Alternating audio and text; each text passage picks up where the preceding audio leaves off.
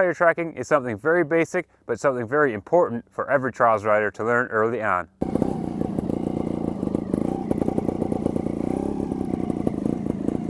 So as you can see here, the front tire tracks a lot wider than the rear tire, and there becomes a gap between the two tire tracks. The tighter your corner is, the bigger that gap will become. If it's a pretty mellow corner, your tire tracks might be on top of each other. Since this one was pretty tight, there's maybe an 18-inch or so gap between the two tire tracks, and you really want to be aware of that when you get into the sections. The snow here really illustrates this well, but if you don't have snow or sand or anything soft to really look at your tire tracks, you might start by just going slow, looking at your rear tire as you're cornering, and play around with different radiuses of corners to get a feel for how big that gap will be, because you really want to know where your rear tire is going to be at all times.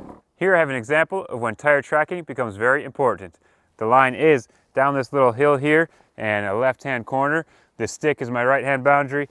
This big rock is my left-hand boundary, but I have that rock to worry about. But if I'm not thinking about that rock and I just drive in here, and I don't want to get too close to the outside boundary, and I just put my front tire right between those two, chances are my foot peg, skid plate, or tire is going to catch this rock.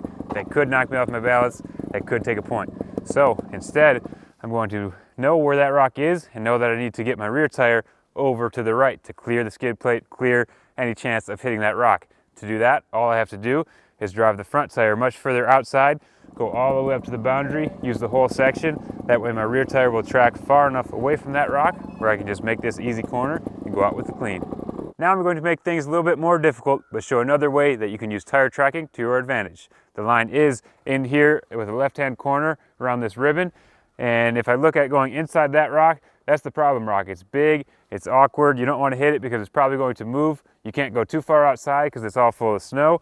If you go all the way inside and run your front tire right here, you're going to catch the rear tire on this loosely placed ribbon. Just place that for a 5, so you don't want to do that.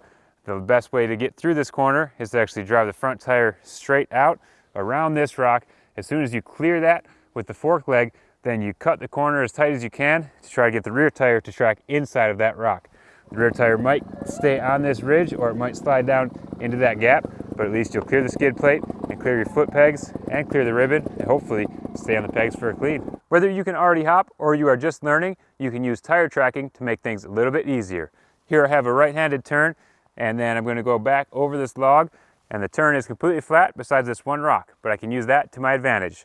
If I come in and track my front tire around the rock before I start the corner, then I know my rear tire will track directly into this rock, and I can actually use that to get rebound for my hop, which will tighten up my corner, save me time, energy, and keep it clean. Those are just a few ways that tire tracking can be used while riding trials.